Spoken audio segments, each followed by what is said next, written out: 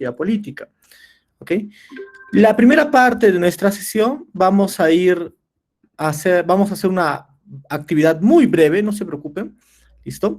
Esta actividad consiste, ¿ok?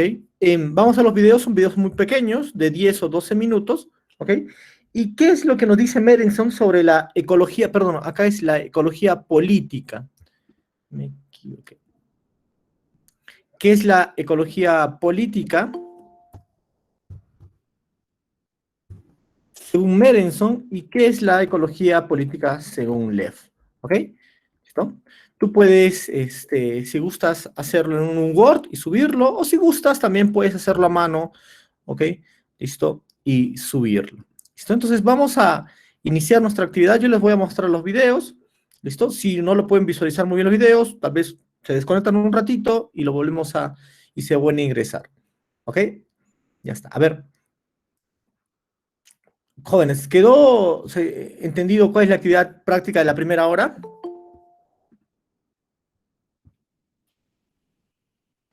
Profesor, buenas noches. Disculpe, acabo de empezar. No se ha entendido. Ya, señorita, yo les explico nuevamente. Miren, vamos a tener como parte de nuestras evaluaciones continuas, ¿listo? Vamos a desarrollar hoy día en la primera hora una actividad práctica. Esta actividad práctica es calificada, ¿ok? Pero es muy sencilla, jóvenes, no se preocupen, no es nada del otro mundo, ¿listo? Es solamente para ir reforzando, ¿listo? Y ustedes puedan también conocer de cerca a los autores que estamos trabajando.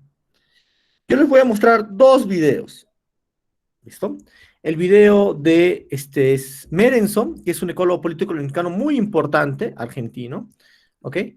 Y de Enrique Leff, ¿listo? Un ecólogo político que nosotros ya el día de ayer habíamos hablado un poco de él, ¿listo? Cada uno de ellos, ¿listo? Nos va, en sus palabras, a mostrar qué es la ecología política. Entonces, lo que queremos, ¿listo? Es que tú escuches con atención el video, ¿ok? Y en tus palabras puedas ir escribiendo y redactando, muy brevemente, en un párrafo, dos párrafos, a lo mucho, qué es la ecología política según cada uno de estos autores, ¿ok? ¿Listo? Sobre todo, Lev es sumamente importante porque gracias a Lev se construye la ecología política latinoamericana y la ecología política urbana latinoamericana, ¿ok? Que es el tema que nos toca desarrollar el día de hoy, ¿ok? Ahora sí se llegó a comprender.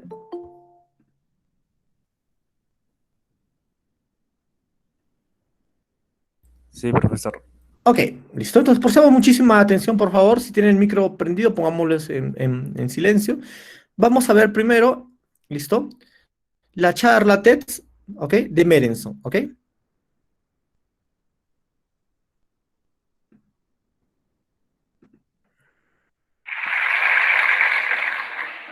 Bueno, buenas tardes.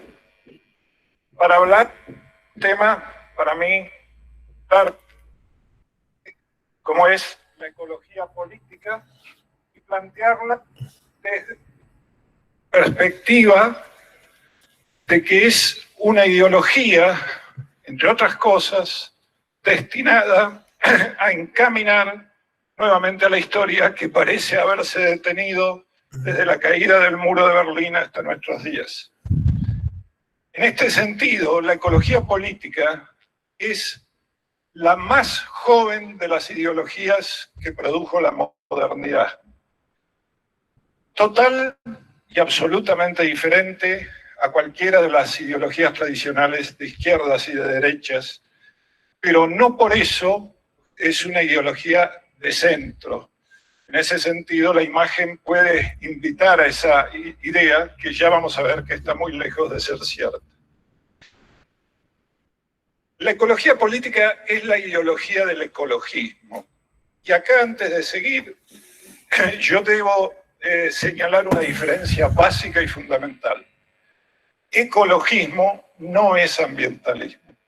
O sea, mientras el ambientalismo hace una aproximación, digamos, administrativa y reformista respecto de los problemas socioambientales, el ecologismo va a plantear un cambio radical de sistema como única vía de solución a esta crisis socioambiental en la que vivimos. ¿Cómo se configura como ideología? Esto ocurre en la década de los años 70 y es a partir del reconocimiento de la existencia de límites naturales al crecimiento económico. Límites que son, en grandes rasgos, de tres categorías. Primero, la limitada capacidad de recursos que dispone el planeta. Segundo, la limitada capacidad de absorción de las distintas formas de contaminación, desechos, y ambas definiendo una tercera limitante sumamente importante, que es la capacidad de carga del planeta respecto a la población humana. Esto que parece simple es muy profundo, porque por primera vez emerge un concepto diferente de lo que se entiende por progreso. Mientras las ideologías tradicionales van a concebir el progreso como la superación de límites, estoy hablando de límites naturales y de límites físicos, al crecimiento económico, la ecología política va a plantear que progreso es la capacidad de adaptación a aquellos límites que no deben ser superados. En este sentido, si ustedes quieren situar el debate entre las ideologías políticas tradicionales, este tablero bidimensional nos muestra todas las posibilidades. Está definido por dos ejes, derecha-izquierda y autoritarismo-democracia. Y allí se distribuyen todas las ideologías conocidas. Es en ese tablero donde debaten. Pero la ecología política, a partir del reconocimiento de los límites naturales, atraviesa este tablero tradicional con un nuevo eje, el eje antiproductivismo-productivismo. No se asusten, no es antiproducción, es antiproductivismo. Y sitúa el debate en una tercera dimensión. Por eso no es una ideología de centro, es profundamente diferente. ¿Y qué es lo que cuestiona? Cuestiona la superideología del sistema, que no es otra que el productivismo, o sea, esta creencia en que las necesidades humanas solo se pueden satisfacer mediante la permanente expansión del proceso de producción y consumo que se transforman en el fin último de nuestra existencia. De allí que el productivismo tenga un hijo directo, su contracara, en el consumismo. Productivismo y consumismo son dos caras de una misma moneda. ¿Y cómo se alimenta ese consumismo?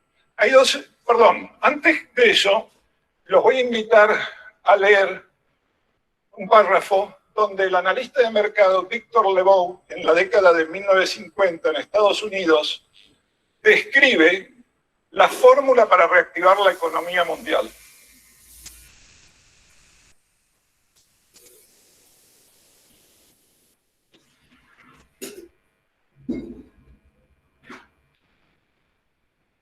Bueno, creo que es bastante crudo y claro que con esta fórmula es como hemos venido desarrollándonos y hemos usado para hacer la realidad dos estrategias. Una, la obsolescencia programada. Esta idea de fabricar para que se rompa, para que se vuelva a fabricar y a comprar. Y si esta no alcanza, entonces aparece la otra estrategia, la obsolescencia percibida. O sea, volver obsoleto aquello que físicamente no es obsoleto. Acá hay un párrafo muy interesante. Yo recomiendo este libro de Beigbeder, que se llama 13,99 €, y les diría más que el primer párrafo del libro vale todo el libro. Yo de ese extracté solamente una parte. Beigbeder era un publicista, y digo era porque después de escribir este libro dejó de serlo.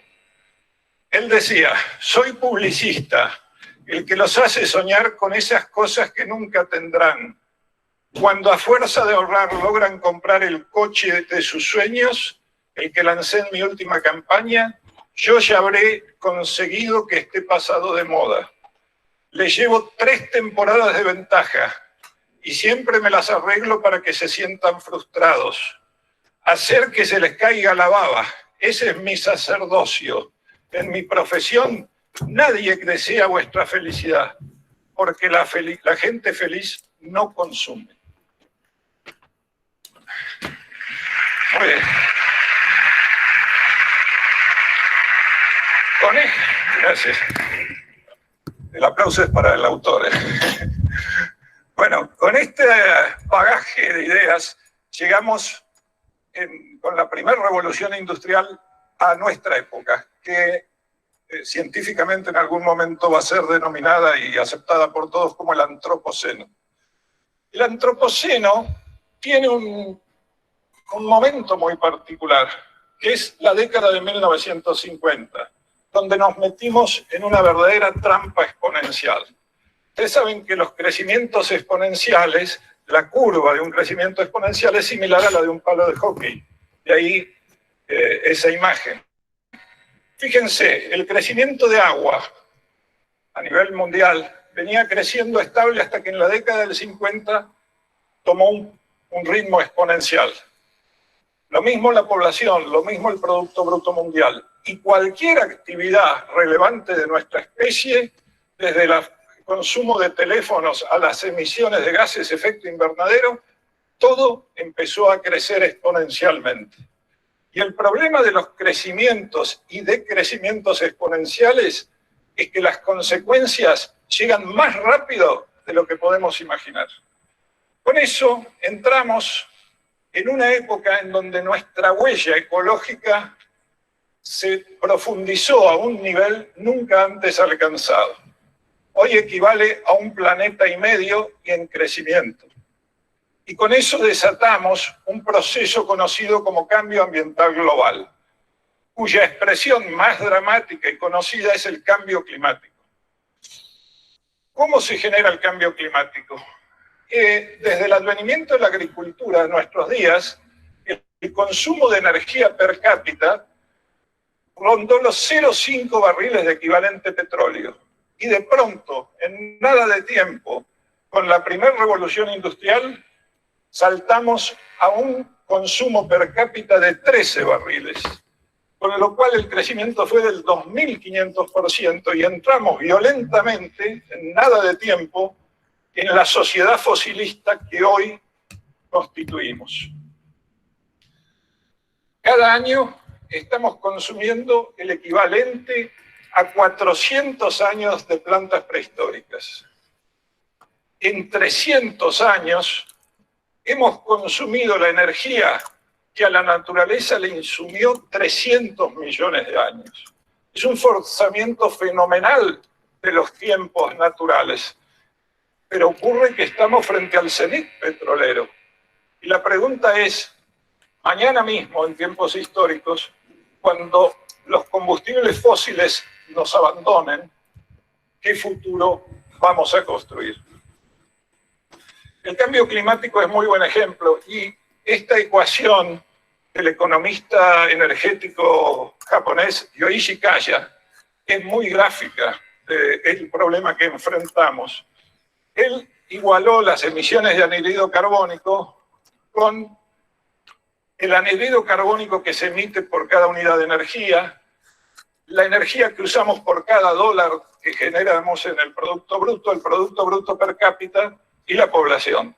Si hacemos las mejores proyecciones para disminuir los 2 primeros términos, y esto es ciencia y tecnología, son fuentes renovables, son ahorros y consumo racional de energía, pero agregamos para los próximos 25 años que el Producto Bruto per cápita va a crecer 100% y la población 30%, el resultado es que las emisiones van a crecer 40%. Quiere decir que hay 2 términos de esta igualdad, que es el modelo económico y el crecimiento demográfico, que no son discutidos como solución a los problemas. Por eso, por ejemplo, en su momento Tony Blair decía, si actuamos con previsión podemos evitar perturbar nuestra forma de vida. Y ese es el enorme autoengaño en el que estamos metidos, porque no se pueden resolver los problemas socioambientales si no se cambia el estilo de vida. Por eso hay que enfrentar un cambio de rumbo de nuestra civilización. No es un cambio simple, somos un sistema complejo como sociedad humana y nos enfrentamos a bifurcaciones, no son simples cambios a derecha o a izquierda, sino que los cambios son complejos y nos enfrentamos hoy a una gran bifurcación en la que la opción que vamos a tener es la de desarrollarnos o la decadencia. Por eso no se puede seguir frotando la lámpara de Aladino pidiendo inagotables recursos materiales y energéticos que no existen, pidiendo una infinita sustitución de una forma de materia o energía por otra, o un eterno crecimiento económico. Porque, como dijo Kenneth Baldwin, el que suponga que puede existir un crecimiento infinito en un sistema finito, o es un loco o es un economista. Estamos en esta ilusión del cuerno de la abundancia. Estamos un poco enfermos de tecnolatría y mercadolatría. Y no percibimos que como otras sociedades y otras civilizaciones que nos precedieron en este planeta, nos estamos acercando a una situación muy crítica.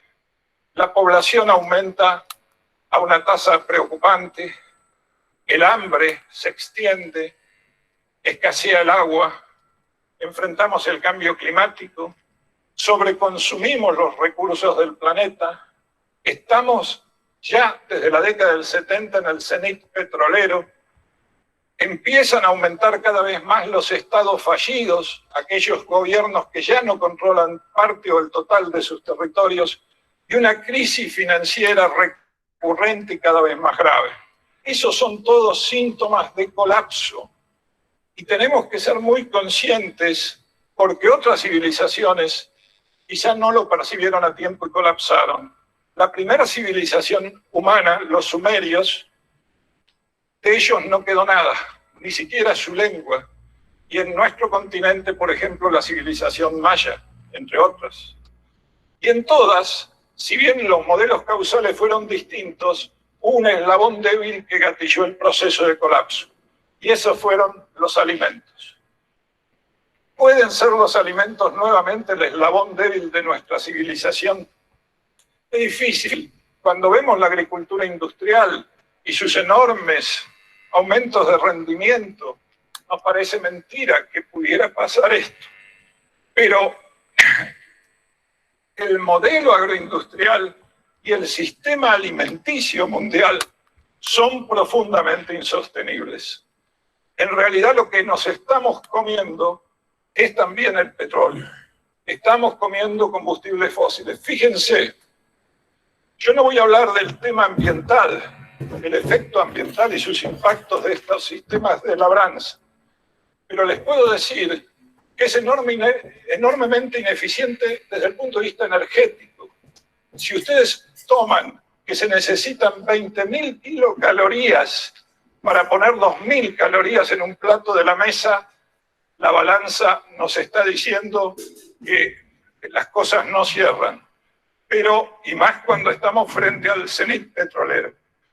Pero lo más grave aún es que mientras ha aumentado enormemente el crecimiento de la producción de alimentos, fíjense, entre el 1950 y el 2000 creció un 40% la producción de alimentos, pero en ese mismo periodo 1.500 millones de personas murieron de hambre y desnutrición en el planeta.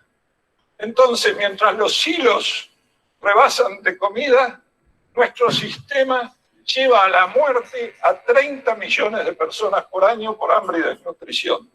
Y hay una imagen que habla por sí sola. Este es un niño haitiano, y ustedes ven la lengua, que la tiene de ese color, porque acaba de comer su dosis diaria de galletas de tierra, porque están comiendo en Haití galletas de tierra. Mientras los silos rebasan, mientras la tecnología aumenta los rendimientos, el sistema nos da esta otra cara de la moneda. Entonces el futuro es un cambio profundo, es volver a la naturaleza, no contrariar a la naturaleza. Por eso la ecología política le va a plantear al mundo industrializado el decrecimiento, la necesidad de un decrecimiento. Al mundo en desarrollo le va a plantear el desafío de crecer sin imitar los modelos insostenibles del hemisferio norte y sin seguir en la trampa de las estrategias extractivistas que nos vienen de la época de la colonia hasta nuestros días. Le va a plantear a toda la humanidad una transición energética profunda para nutrirnos de la energía del sol, que es la única fuente directa o indirecta de toda la energía que disponemos, pasando a energías limpias. Le va a plantear a la humanidad limitar el tamaño de los sistemas socioeconómicos a través de la autocontención. Va a marcar un aumento de la agroecología y una salida del modelo económico a una economía ecológica, crecimiento estacionario. Al militarismo, el pacifismo. A la ilusión neolítica, la racionalidad ecológica. Al consumismo, el consumo responsable. Y al darwinismo social, la solidaridad. Y a la democracia formal, la democracia participativa. Por eso, cuando yo dije que después de la caída del muro de Berlín, la historia parecía haberse detenido, les digo que la historia estaba parada porque la sinrazón se había apoderado del mundo. Y yo creo que la ecología política ha venido a ayudar a reavivar el debate ideológico para poner nuevamente la rueda de la historia en movimiento. Pero eso sí, tengan en cuenta lo que alguna vez dijo Einstein.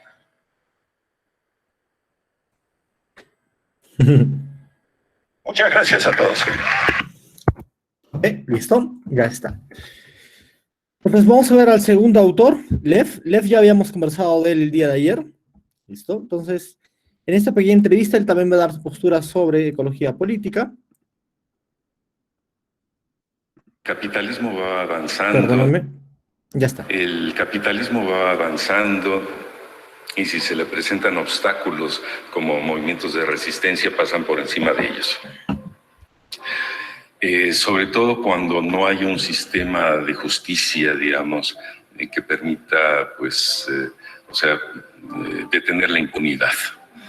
Entonces, ante estas condiciones, digamos, políticas de indefensión de la gente, pues, quien protege en algún momento un espacio ecológico, pues, si los intereses contrapuestos pueden eliminarlo del planeta, pues lo hacen, y eso viene sucediendo. Un placer, bienvenido a la Argentina, Buenos Aires, y te agradecemos desde Claxo TV la posibilidad de esta entrevista.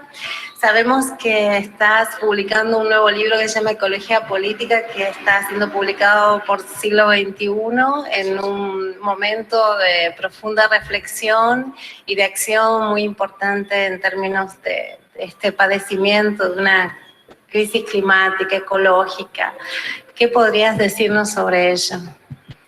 Bueno, este es un libro muy particular porque, vamos, la ecología política hoy en día es el tema o es la manera de circunscribir desde la respuesta, digamos, del pensamiento social crítico a la cuestión de la crisis ecológica o la crisis ambiental. Entonces, este libro... empiezo el prólogo diciendo que nació sin propósito previsto, porque realmente nació porque fui convidado por una editorial inglesa a publicar algo sobre ecología política. Y entonces, ante esa invitación, me percaté que yo tenía ahí 14 ensayos sobre el tema, escritos a lo largo de 40 años. Y que están publicados separadamente en distintos medios. Y entonces lo retomé pero me di cuenta que no se trataba simplemente de sumar 14 capítulos de un libro escritos a lo largo de 40 años, sino de ver la manera de articularlos en un discurso que sí va evolucionando en el tiempo. Cuando vos mencionabas allí tu trayectoria, 40 años, ¿no?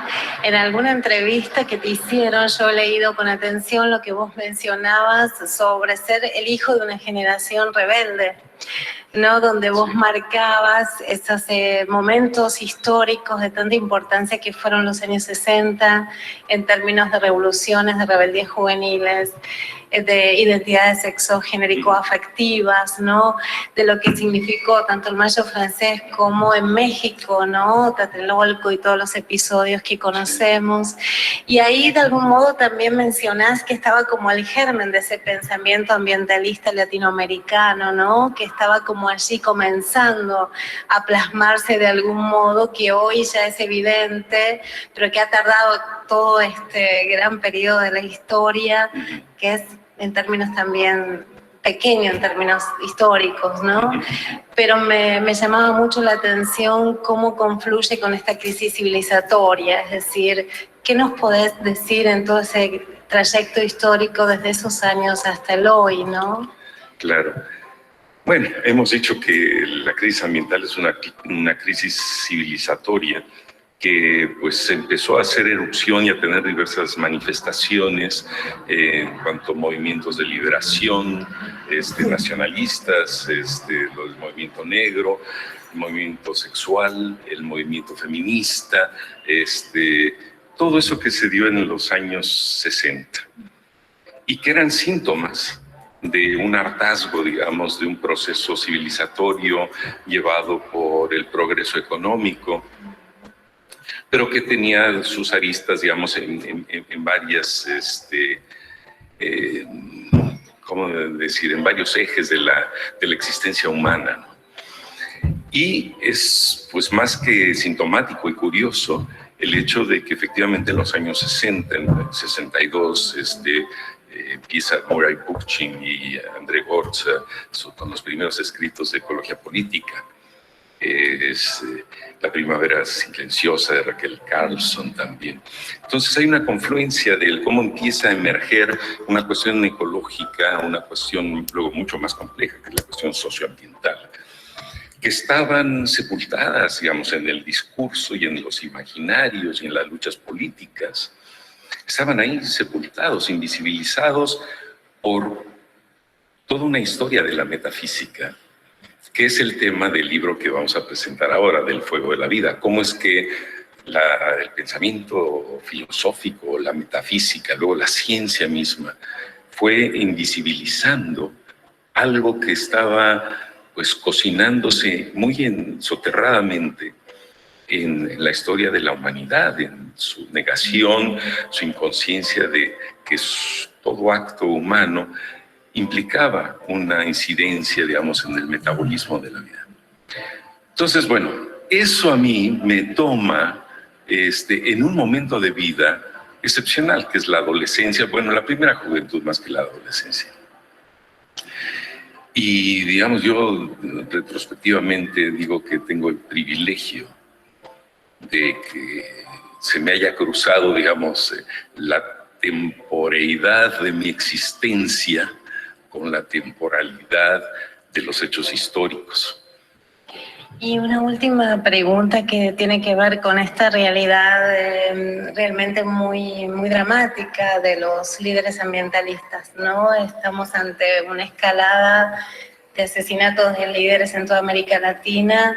El emblema quizás sea Berta Cáceres, ¿no? Y ahí están las luchas de los pueblos originarios contra este modelo extractivista, este capitalismo de nueva fase.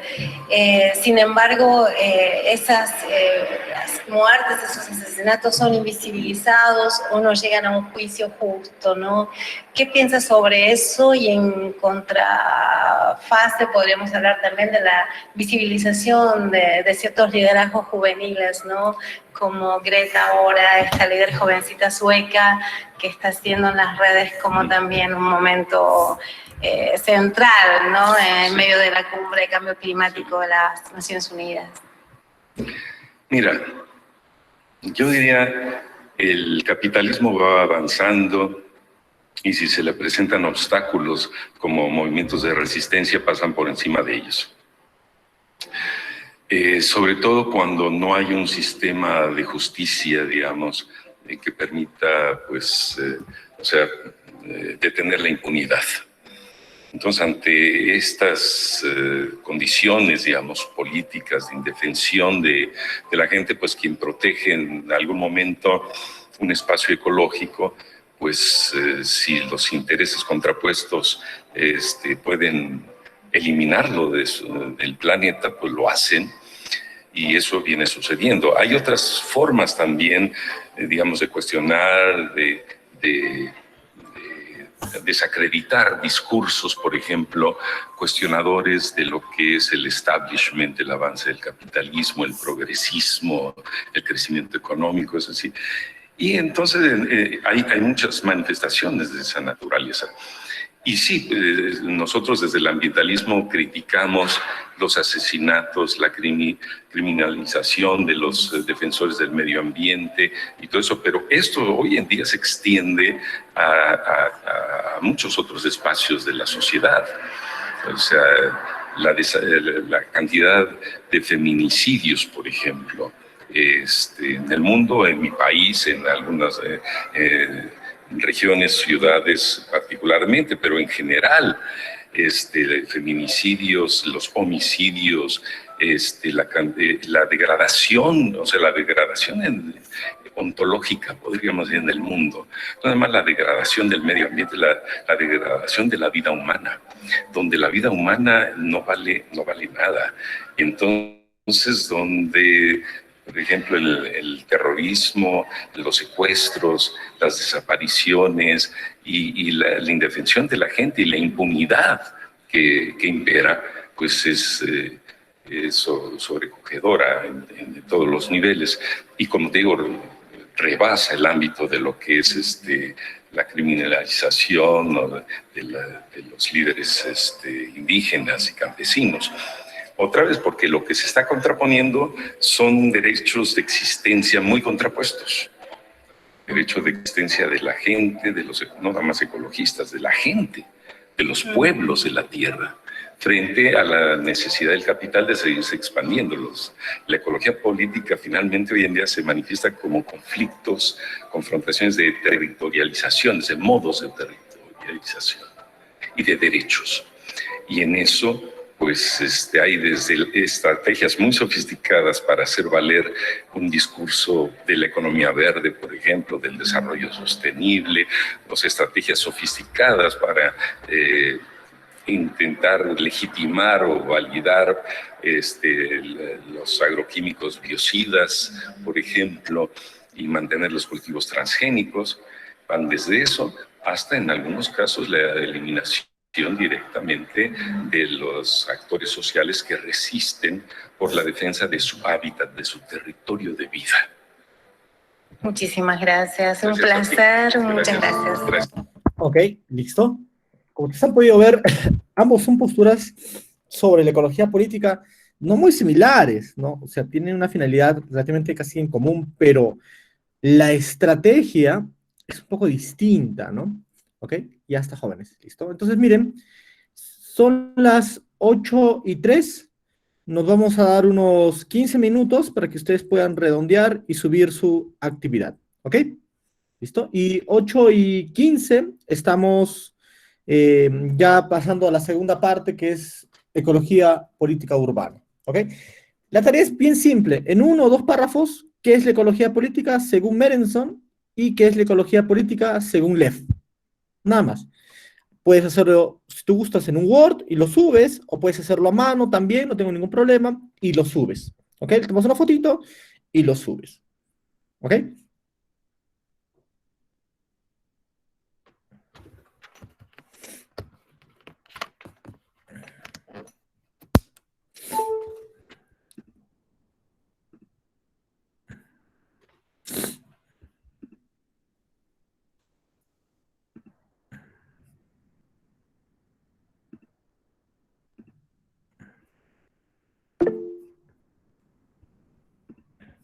Manual será, manual será.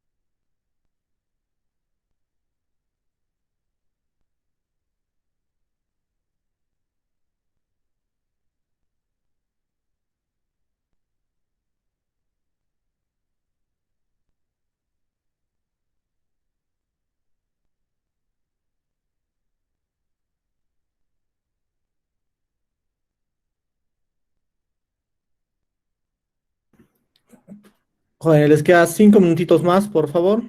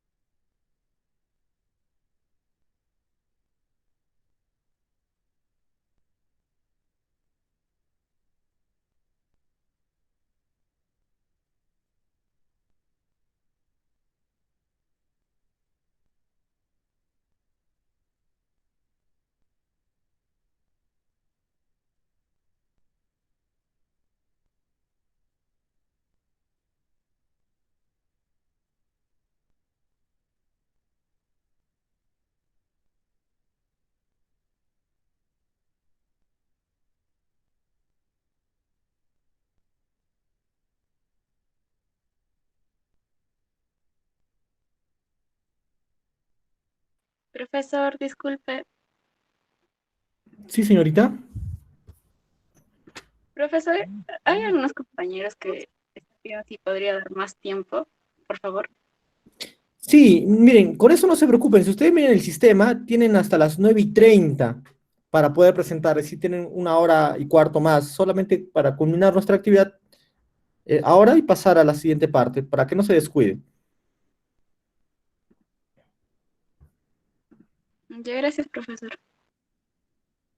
No se olviden, por favor, jóvenes y señoritas, que solamente queremos la idea central, ¿no? Ellos han especificado muy bien qué es lo que entienden por ecología política, ¿no? Su posición, ¿ok? ¿Listo? Bien breve, bien corto, no es necesario que busques cuestiones en internet o otro tipo de lecturas, no, solamente eso, ¿no? Ok, miren, todavía tenemos para la entrega hasta las 9, si no me equivoco, si querés, hasta las 9:15, es decir, 1 hora más, ¿ok? Para que la puedan entregar. ¿Listo? Entonces, vamos a avanzar, por favor, ahora sí, con lo que nos corresponde.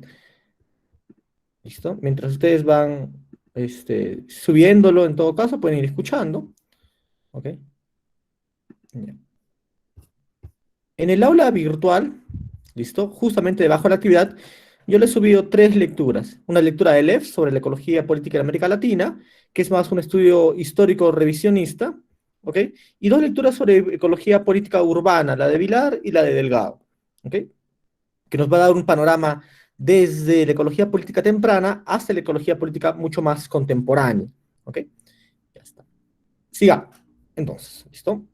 La sesión pasada, el día de ayer, ahí hemos ya dado las primeras luces sobre cómo la ecología política, desde el ecologismo o el ambientalismo, había ido reorientándonos hacia, ¿listo?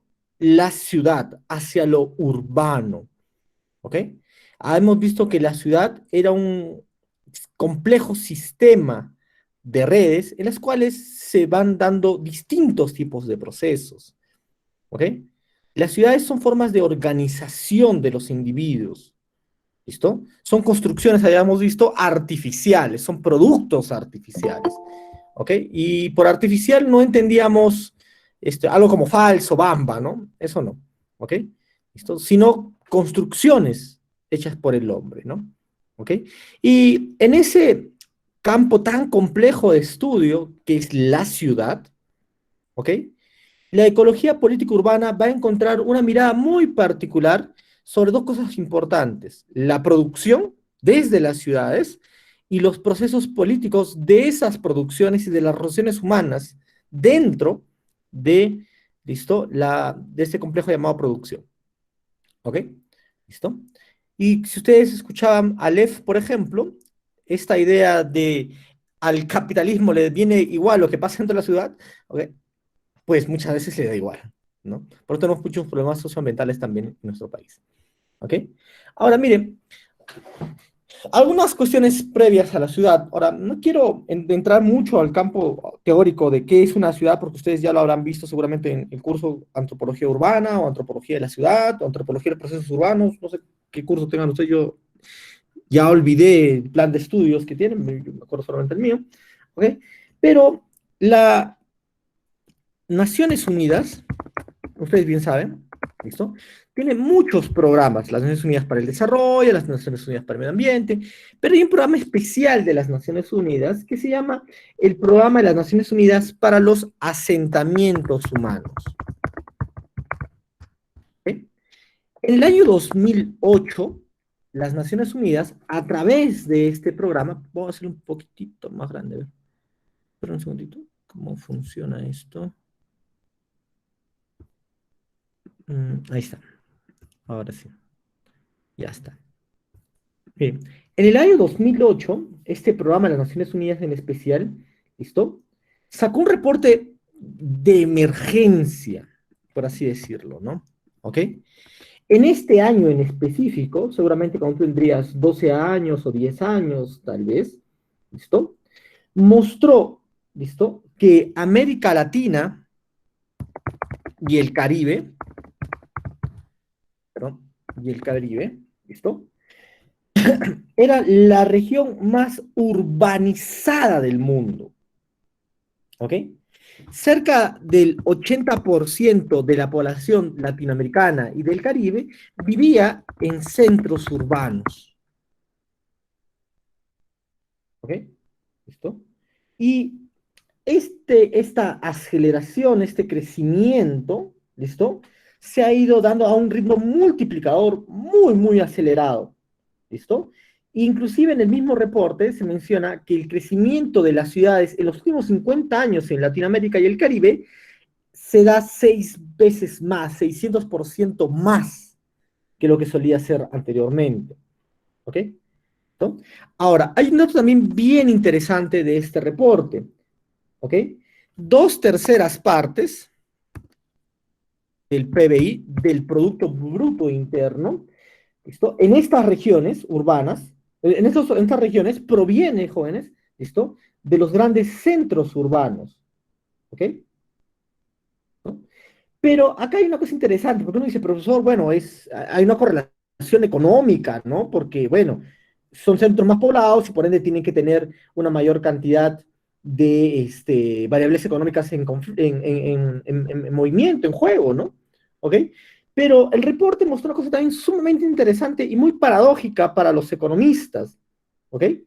Que una de cada 4 personas que vive en las ciudades, ¿listo? ¿Ok? ¿Listo? No se encuentra en las mismas condiciones que los 3/4 restantes. Es decir, ¿listo? En promedio, ¿listo? 3 de cada 4 habitantes en las ciudades, ¿listo? ¿Listo? Por lo general, vive en condiciones de pobreza. ¿Listo? Pobreza alta, pobreza media, pobreza extrema. ¿Ok? Solamente 1/4 de la población urbana en Latinoamérica y el Caribe vive en condiciones, pongámoslo así, de bienestar económico y bienestar material. ¿Ok? Y eso representa un problema muy interesante, por ejemplo, para la antropología, la sociología, la demografía y obviamente también para la ecología política, porque la pobreza, el crecimiento sobre exponencial de las ciudades, ¿listo? ¿Ok? Es un problema justamente de lo que decía Lev, gobernabilidad. ¿Ok? ¿Listo? Entonces recuerden, ¿listo? Lo que decía Merenson, ¿no? ¿Ok? La ecología política, ¿listo? Tiende a estar en el centro del debate justamente por la posición central, ¿listo? Que ésta tiene en temas de toma de decisiones, políticas públicas y gobernabilidad. ¿Ok? ¿Listo? Entonces, la gobernabilidad se establece como un campo muy apropiado, ¿listo? Para la ecología política urbana, ¿ok? ¿Listo? Porque cuando hablamos de gobernabilidad, en términos de ecología política, hablamos también de planificación urbana. ¿Ustedes recuerdan el video del día de ayer, por ejemplo? ¿Listo? De este arquitecto de Rivero, ¿no? Nos había mostrado que el rostro de Lima había variado durante los últimos siglos, ¿no? Desde la fundación de Lima hasta el día de hoy, ¿listo? El contorno, las líneas, la imagen, el dibujito de Lima había variado, ¿ok? Y lo mismo, ¿listo? También en el caso de Arequipa y de muchas otras ciudades también, ¿listo? O grandes centros urbanos, ¿listo? ¿Ok? Entonces, cuando hablamos de planificación urbana y obviamente de gobernabilidad, estamos viendo también el tema de las políticas públicas. ¿Ok? Estas políticas públicas van a tener un énfasis bien, bien interesante, ¿listo? Bajo el enfoque de la ecología política, porque son políticas públicas de ordenamiento territorial.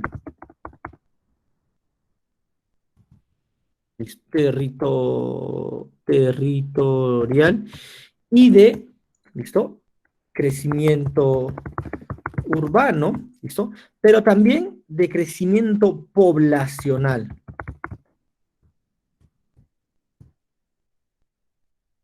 ¿Ok? ¿Listo? Entonces, estas 3 variables, ¿listo?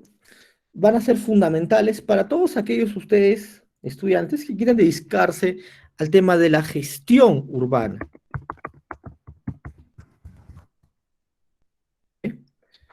Existen enfoques en gestión, ¿listo? Pública de las ciudades, o gestión urbana, como también se le conoce, con enfoques de ecología política que nos pueden reorientar justamente a una toma de decisiones mucho más sostenible, ¿ok? Que la visión quizás más economista, ¿no? Me parece muy gracioso lo que decía Merensen al final, ¿no? ¿Recuerdan? Lo que, bueno, casi al final, ¿no? Sobre los economistas, ¿no? ¿Ok? ¿Listo? Establecer un modelo de crecimiento o de uso de recursos infinitos para un espacio finito, ¿listo? O es de locos o es de economistas, ¿no? Eso debe hacer un economista para que vean cómo le va a saltar los crispos, ¿ok? Entonces, mire, la ecología política urbana debe ser, ¿listo? un aparato político, un mecanismo político, ¿listo? Que preste atención muy, muy especial a procesos políticos a través de los cuales las condiciones socioambientales urbanas, ¿listo? Por eso estamos hablando de territorio, ¿listo? Crecimiento y población, ¿ok? ¿Listo? Se crean y se renueven constantemente, ¿ok? ¿Listo? Entonces, en ese sentido, jóvenes, ¿listo? La ecología política urbana busca formular proyectos políticos basados en términos democráticos, obviamente, ¿ok? ¿Listo? Que permitan, ¿listo? Que las ciudades, como formas de organización, ¿listo? Encuentren una sostenibilidad, ¿listo? Dentro de los ambientes habitados, ¿listo? En términos de convivencia social y en términos de producción, ¿ok? Entonces, como ustedes pueden ir notando, la ecología política urbana es mucho más compleja que el ambientalismo, que el ecologismo, o que las teorías sobre naturaleza y cultura de los autores que hemos visto en la primera unidad. ¿Ok? Hay un autor también muy clave en la ecología política y es Alimonda. Alimonda nos dice que la ecología política, según él, ¿listo? Debe considerar no solamente los procesos políticos, sino los procesos urbanísticos. ¿Y por qué es esto? Porque según Alimonda, los procesos urbanísticos son el origen de los impactos, los efectos, las consecuencias, ¿listo? Sobre el medio ambiente. Claro, si tienes una ciudad, ¿listo? Que parte de una planificación urbana, ¿listo? Donde no se concibe espacios, por ejemplo, verdes o áreas verdes, ¿listo? O circulación de aire, o que tenga que ver también, por ejemplo, con el control de la temperatura atmosférica, por ejemplo, vas a tener impactos ambientales sumamente importantes, no solamente en términos de carencia de agua, sino también, por ejemplo, en términos de movilidad, ¿listo? Y vinculación social, ¿no? Y esto, por ejemplo, yo me acuerdo cuando estudiaba la maestría en Lima, tenía una compañera, ¿listo? Marcela Torres se llamaba, ¿listo? Ella se orientaba por la antropología urbana, pero la antropología urbana, pero de la línea más pegada a la construcción, a la arqueología, ¿ok? Para los que no sabían, ¿listo? Muchas empresas constructoras, como Graña y Montero, Odebrecht, ¿listo? ¿Ok? Y otras empresas medias y grandes de construcción, ¿ok? Contrataban antropólogos urbanos, ¿sí? Con muy buenos sueldos, ¿listo? ¿Y cuál era, según ella me contaba, por ejemplo, ¿ok? ¿Cuál era su trabajo? ¿No? Me preguntaba, oye, ¿qué haces? ¿No? Porque cuando uno revisa los textos clásicos de antropología urbana, por ejemplo, como eh, eh, Urs Hanners, por ejemplo, ¿no? ¿Ok? ¿Listo? Entonces, dice, pero ¿eso haces tú? ¿No? ¿No? Y ya no, pues, antropología urbana contemporánea es un poco distinto, me decía, ¿no? ¿Ok? Por ejemplo, ella se reunía con los arquitectos y los ingenieros civiles para resolver el problema de la convivencia, ¿listo? Dentro de los condominios, ¿listo? Es lo que me comentó ahí en ese momento. ¿Qué había pasado? ¿Listo? Las empresas constructoras se fueron dando cuenta, dice, ¿ok? Pero no sabían cómo, pero se fueron dando cuenta de que los edificios, o sea, estos edificios de departamentos, ¿ok? Que ellos construían, ¿ok? En vez de generar, ¿listo? Un acercamiento como en un barrio, una vecindad, ¿no? ¿Ok? ¿Listo? ¿Ok? Muy por el contrario, generaban espacios de separación o desvinculación, ¿ok? Entonces, me comentaba ella que los ingenieros y los arquitectos pensaron, es que no hay espacios de concurrencia pública, espacios abiertos dentro de esos condominios, y es por eso que comenzaron a crear centros sociales, ¿no? Dentro de los condominios, ¿no? ¿ok? Que empezaron a crear parquecitos, o centros de juegos, o lugares de recreación, gimnasios, ¿listo? Etcétera. Pero se dieron cuenta que no eran muy utilizados, ¿ok? Y de hecho, ¿listo? Cuando ella estaba haciendo su estudio para su maestría, ¿ok? Me comentaba de que había personas que en sus departamentos habían vivido 20 años al frente o al lado de sus vecinos y a las justas y conocían su nombre, ¿no? Era, su interacción social se reducía, por ejemplo, hola, ¿cómo está vecino? Permiso, y se iba, ¿no? ¿Ok? Y miren, y ahora, justamente recordando esto, yo vivo en un edificio, vivo en el cuarto piso de un edificio, y en ese edificio donde vivo, hay 20 departamentos, ¿ok? ¿Listo? Y de los 20 departamentos, yo vivo acá desde el año 2013, y lo compré. Son 13, 14, 15, 16, 17, 18, 19, 20, 21. Son casi 9 años que vivo acá. ¿Ok? Y yo en 9 años no he tenido mucha interacción o nada de interacción con los vecinos. ¿Ok? ¿Listo? A lo mucho con los que están al costado de mi cochera, ¿no? Y hola, ¿qué tal? Y saco el carro y me voy, ¿no? ¿Ok? Tampoco hago mucho uso, o no, casi nada uso, nunca me he ido al centro social o a sentarme en las bancas que hay aquí en ese parquecito.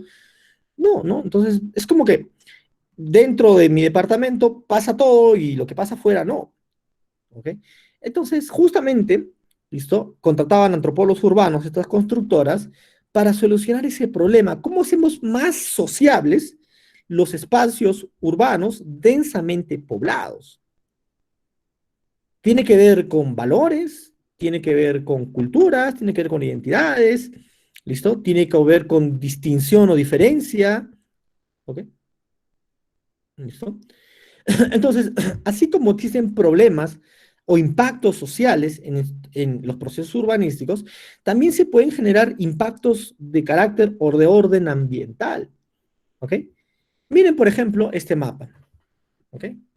Mapa, comas, Lima.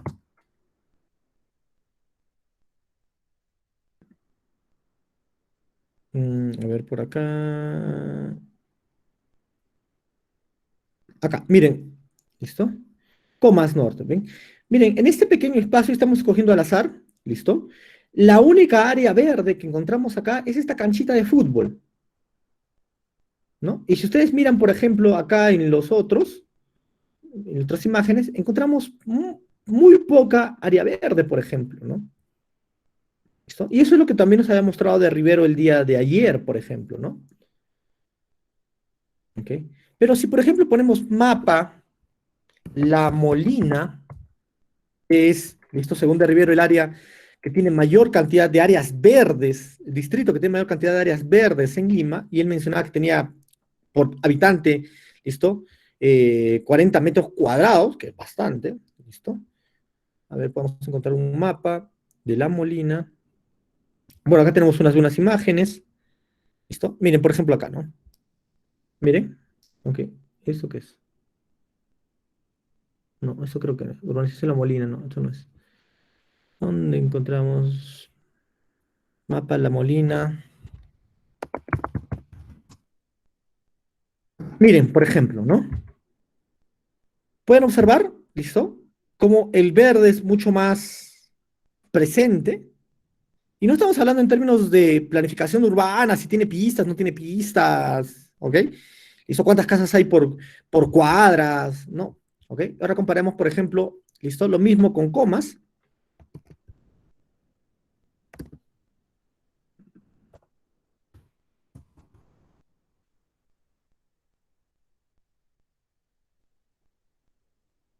¿Ok? ¿Ven? Hay una diferencia significativa y muy visible, ¿ok? Entonces, cuando nosotros hablamos justamente, como decía Limonda, que la ecología política urbana debe considerar no solamente los procesos políticos, sino también los procesos urbanísticos, son porque, según él, estos últimos, los urbanísticos, son la causa o el origen de muchos de los impactos ambientales. ¿Ok? ¿Listo? Y estos impactos, con el tiempo, según Limonda, traen como consecuencia también conflictos socioambientales, ¿listo? Muchos de estos conflictos socioambientales tienen que ver con el acceso a recursos, acceso a agua, por ejemplo, acceso a áreas verdes, áreas de recreación, ¿ok? Acceso a áreas de vivienda, ¿listo? Entonces, terminando con la idea de Alimonda, según él, la ecología política, ¿listo? Como enfoque, ¿listo? Yo diría más un enfoque crítico, ¿ok? Entonces, como enfoque crítico, ¿listo? Debe combinar tanto el campo de lo sociopolítico como el campo de lo medioambiental, pero también, ¿listo? Los aspectos económicos, ¿listo? ¿Ok? Pero como enfoque, ¿listo? Según Alimonda, este debe hacer un análisis a partir de esas tres variables, ¿listo? Del análisis del paisaje y de los espacios de consumo, ¿listo? Que aparecen a lo largo de la historia, ¿listo? Como parte de los procesos de expansión urbana. ¿Ok? Y eso es sumamente interesante porque, mire, cuando uno comienza a analizar la variable paisaje, espacio y territorio, va incluyendo otras características adicionales para el análisis integral. ¿Ok? Y sobre todo, si tú, ¿listo? Tienes que ver con gestión urbana. ¿Ok? ¿Listo? Ahora, una cosa importante también de ir pensando a partir de lo que nos decía Limonda, ¿listo? Es justamente este último punto, ¿ok? Sobre los espacios de consumo, ¿ok? Habíamos visto el día de ayer con De Rivero, por ejemplo, de cómo los grandes centros comerciales habían generado, en términos de, ¿sabes qué se hacen? Nodos, ¿ok? ¿Listo? ¿Pero por qué? ¿Por qué, profesor, se generan nodos? Tan fuerte es el capitalismo y tan fuerte es la necesidad de las personas por comprar, ¿listo? Cosas. El sistema es mucho más complejo, ¿ya? El capitalismo funciona de una forma mucho más compleja y la cultura de consumo también. Pero vamos yendo por niveles para entender la complejidad, ¿ok? ¿Listo? Entonces, miren, el consumo de bienes materiales está también ligado al consumo de energía, ¿listo? ¿Recuerdan lo que decía, listo, Lev en su entrevista? ¿Ok? Entonces, este consumo, tanto de bienes materiales como de energía, ¿listo? Ayuda a las personas, a los individuos, a reducir el tiempo de satisfacción de sus necesidades, ¿listo? De las necesidades humanas, ¿ok? ¿Listo?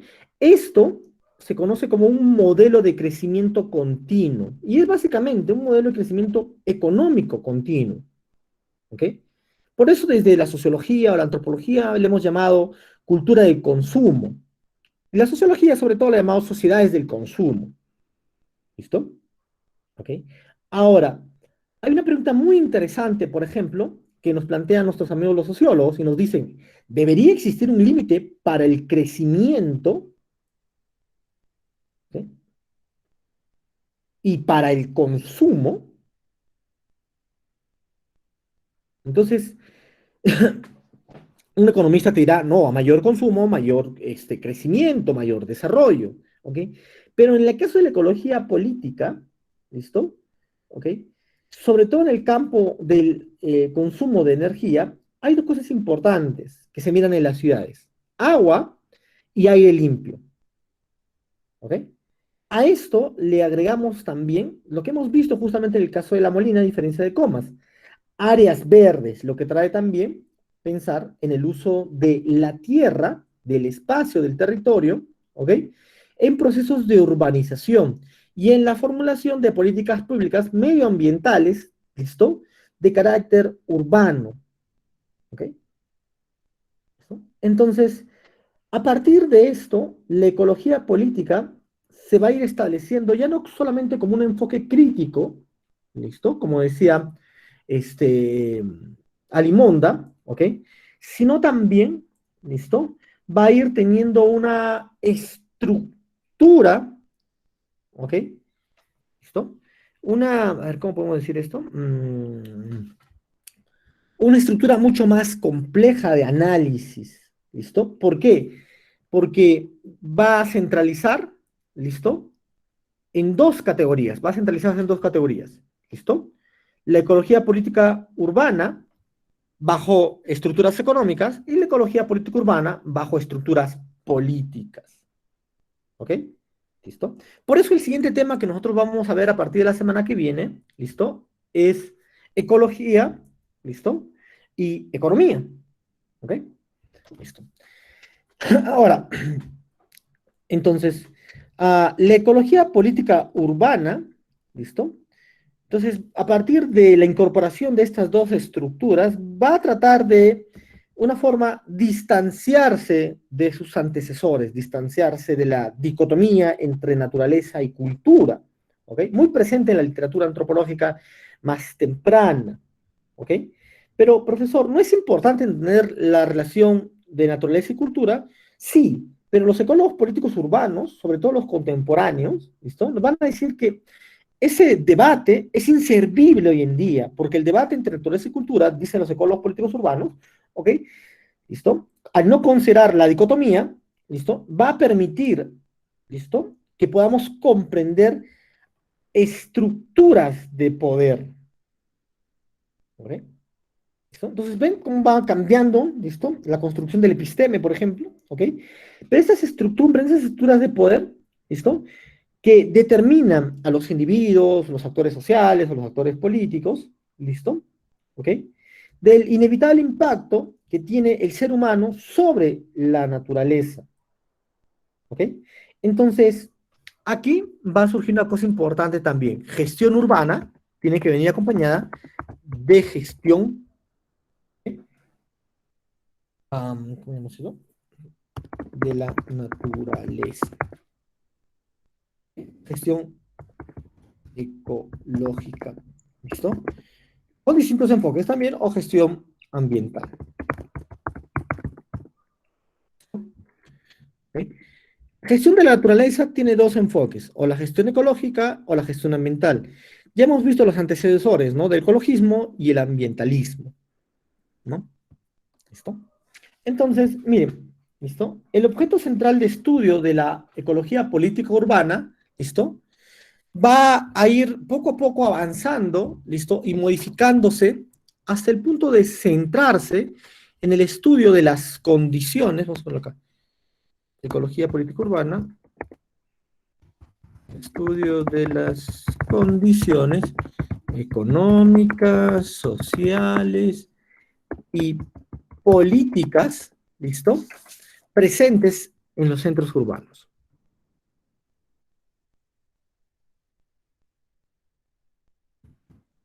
¿Okay? Si ustedes revisan, por ejemplo, el mentalismo está más orientado al campo de lo político, ¿no? Y a la toma de decisiones. ¿Listo? ¿Ok? El ecologismo está mucho más orientado a lo económico, ¿no? ¿Ok? Pero la ecología política urbana, ¿listo? Va a ir rescatando, ¿listo? Estos enfoques para construir un enfoque llamado estructural o más integral, ¿no? No vamos a utilizar mucho estructural porque tenemos que confundir mucho. Es que en términos de teoría de estructuras, en ciencias sociales, pues hay muchas teorías y podemos confundir. ¿Ok? Ya está. Ahora, ¿listo? Entonces, profesor, ¿qué se ha hecho desde la ecología política urbana a partir de estas premisas, de estos fundamentos? ¿Hacia dónde se han ido dirigiendo los estudios? ¿Ok? ¿Listo? Hay un autor muy importante, hay un estudio muy importante de Bruno Latour. ¿Ustedes escucharon hablar de Bruno Latour?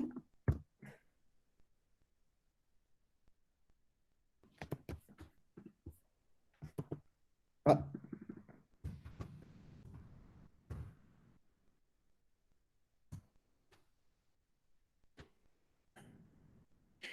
Señor que usted está mirando se llama Bruno Latour, me parece que falleció hace ya un tiempo atrás, ¿listo?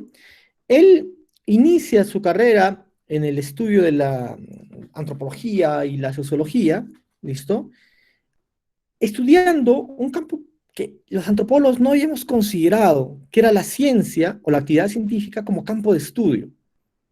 Por lo general, cuando nosotros leemos textos sociológicos o antropológicos, Estos son estudios centrados en sociedades, grupos humanos, culturas, identidades, procesos, etcétera, ¿no?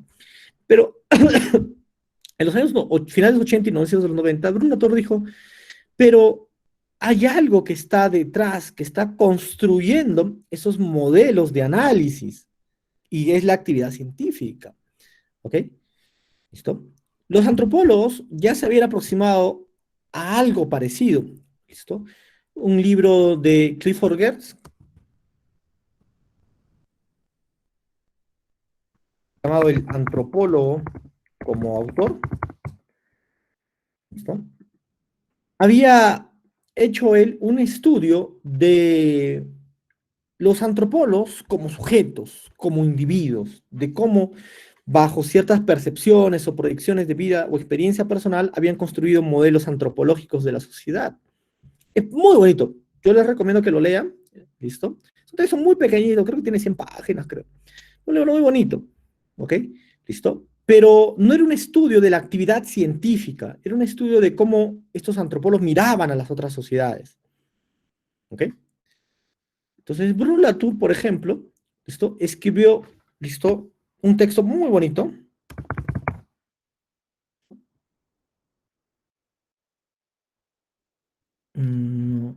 Pandora se llama.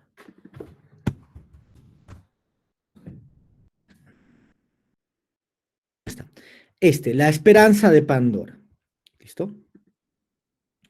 Miren, Latour, ¿listo? Trató de pensar e identificar la forma de cómo los científicos construían la objetividad de la ciencia. ¿Ok? Por lo general pensamos en la ciencia como una cuestión objetiva, ¿ok? No subjetiva. ¿Listo? Pensamos que la subjetividad nos conduce a una irregularidad del campo científico, a una desvirtuación, ¿ok? ¿Listo? Por eso inclusive Mario Bunge, ¿listo? Considera la antropología, ¿listo? A cierta sociología, ¿ok? A la filosofía, etcétera, como pseudociencias, ¿ok? Pero eso es lo que dice Bunge, ¿no? El señor ya está finado, entonces, en fin, ¿listo? Pero Bruno Latour hizo una pregunta bien bacán. Él dijo, ok, ¿dónde es el lugar donde uno podría observar la objetividad de la ciencia, ¿listo? En su máximo esplendor? ¿Cuál sería el ejemplo más clarificante de esto?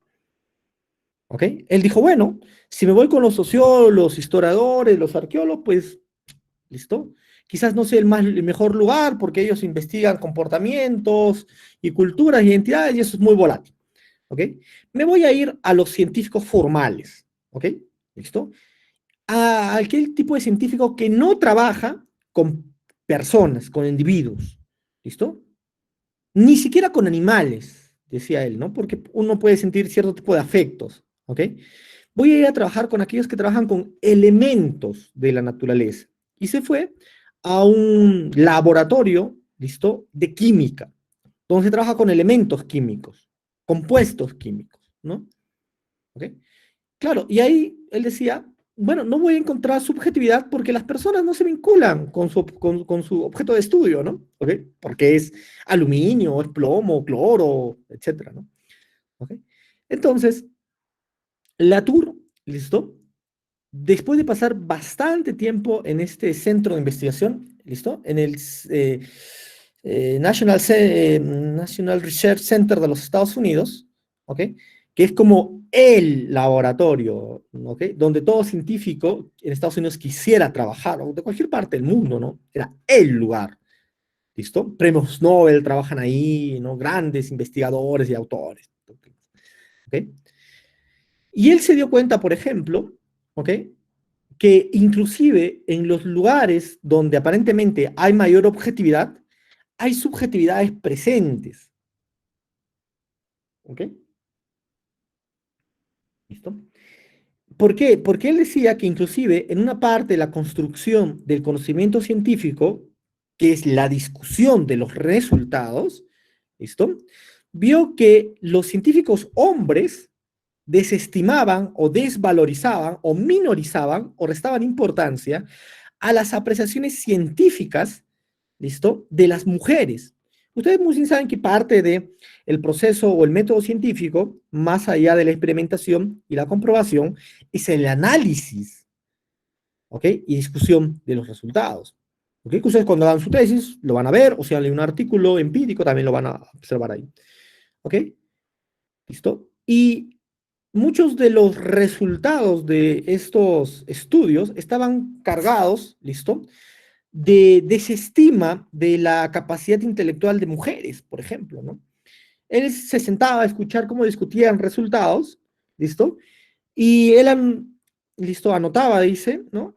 ¿Listo? Las apreciaciones de estas mujeres que eran desestimadas y las presentaba a otras comunidades de científicos, no diciendo que eran de mujeres, ¿ok? ¿Listo? E inclusive a los propios científicos, ¿listo?, del mismo centro, ¿ok? Y decían que eran apreciaciones mucho más finas, inclusive, ¿no? En varios casos, ¿no? Mucho más precisas, mucho más puntuales, ¿no? En fin. Entonces, Bruno Latour es un autor muy, muy interesante, ¿listo? Que ha dedicado gran parte de su vida al estudio de la ciencia como actividad social, ¿ok? Pero, ¿qué más ha hecho Bruno Latour? Bruno Latour también, ¿listo? Ha hablado, ¿listo? Sobre, ¿cómo así? Ah, ah, él elabora un concepto que se llama la hibridez.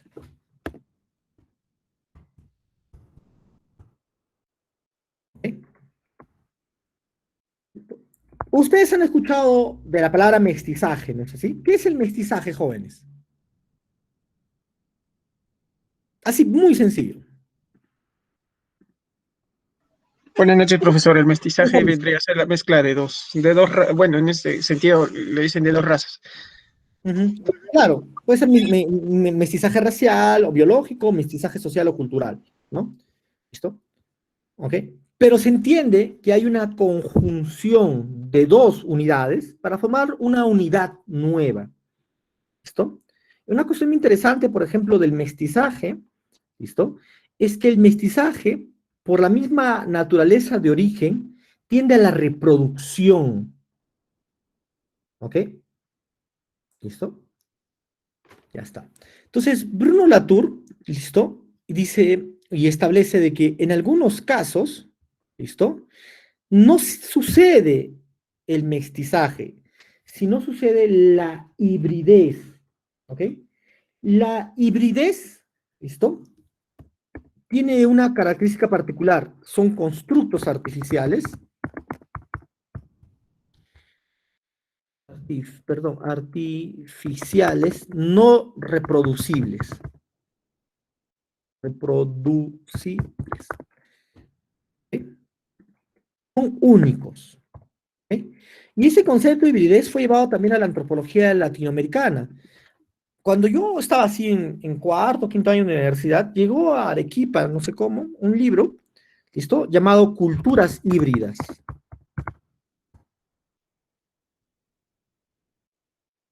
De Néstor García Anquini. Este texto de acá. No es el que yo tengo, pero bueno. ¿Listo? Este texto de acá. En este texto, García utiliza el concepto de hibridez de Bruno Latour para mostrar que la globalización, el capitalismo y la modernidad, ¿listo?, estaban generando nuevas culturas, ¿listo?, pero culturas que eran, en términos sociales, irreproducibles. ¿Ok? Y es más, él decía que podían surgir y desaparecían. ¿Ok? ¿Listo? Ese libro cuando salió fue, wow, todo el mundo decía, sí, claro, pues, hemos estado utilizando mestizaje para hablar de cosas que no son mestizaje, ¿no? Pero después fuimos entendiendo que el concepto de hibridez, ¿listo?, solamente puede aplicarse en el campo de la naturaleza, pero no en el campo de lo social. ¿Ok? ¿Listo?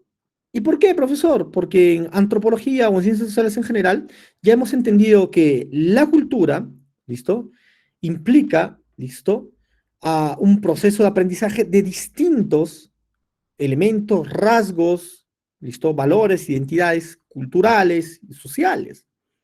Hoy en día ya no hablamos de identidad y cultura, por ejemplo, hablamos de identidades y culturas para referirnos, ¿listo? A un grupo o a un individuo, por ejemplo, ¿no? ¿Listo? Entonces, Bruno Latour, para ir terminando ya, ¿listo? ¿Ok? Al construir este concepto de hibridez, lo va a llevar al estudio también, ¿listo? De la gestión de la naturaleza.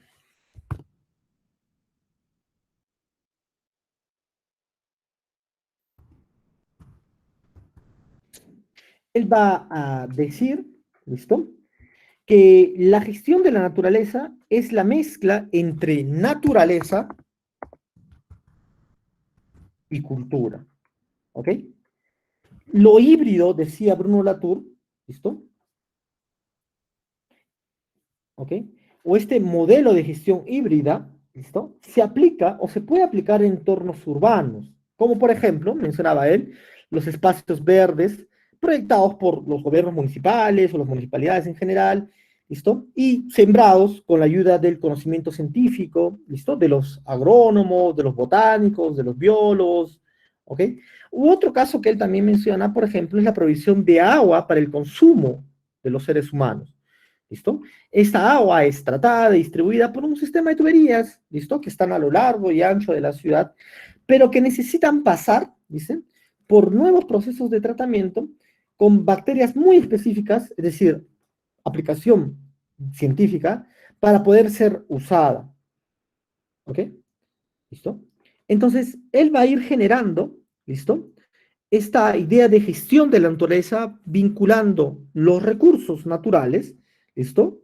Con la actividad humana científica, técnica y tecnológica. ¿Listo? Ya está. Mucho tiempo después, ¿listo? De que Bruno Latour lanza este concepto, va a también ser utilizado, ¿listo? Por un autor, espérame, lo tengo anotado acá porque es un poco difícil escribirlo, Swingedo. Ahora, no me pregunten cómo se pronuncia, ¿listo? Vamos a ver, Swingedo, ¿ya? ¿Listo? Entonces, Swingedo ya, ¿listo? Muchos años después de Bruno Latour, cerca de unos 15 años después, ¿ok?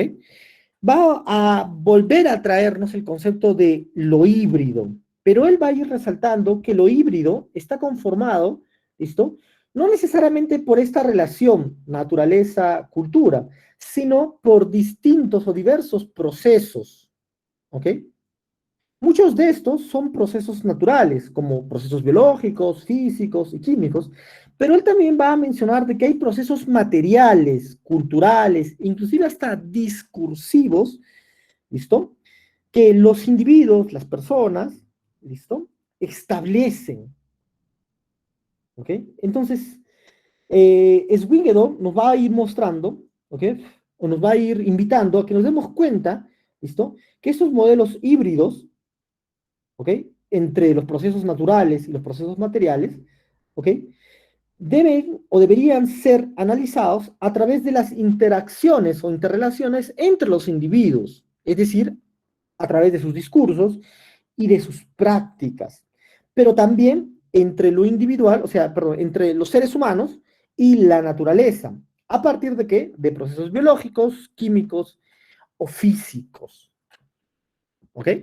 Entonces, es algo un tanto complejo, ¿listo? Sobre todo de ponerlo en términos de gestión urbana, ¿ok? Porque implica una alta capacidad técnica, un recurso humano altamente calificado y cualificado, ¿listo? Pero también requiere un compromiso político en materia de gestión urbana y gestión ambiental del urbano, ¿ok? Pero el modelo, ¿listo? También es interesante porque, a ver, muchos procesos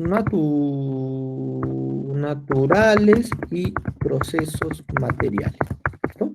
El modelo también es sumamente interesante porque aperturó en un momento determinado, yo más o menos diría que antes del 2010, 2007, 2008 más o menos, ¿listo? La inclusión de una nueva variable en la ecología política, que es el metabolismo. Es un término que ya se usa muchísimo en la medicina y en la biología, sobre todo. Pero, ¿por qué lo traemos a la ecología política? ¿Listo?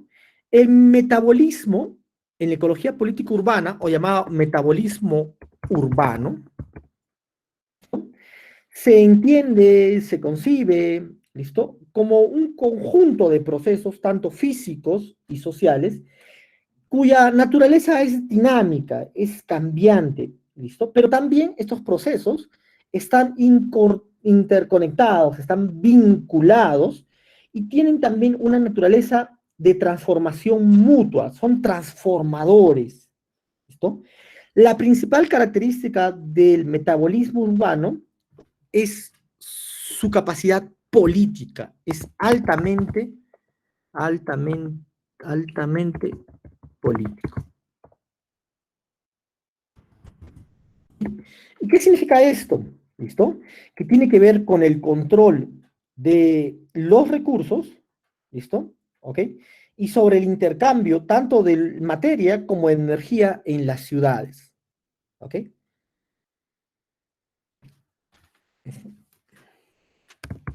Control de la vida social, ¿listo? En materia de intercambio de materia y energía, ¿listo? En la ciudad.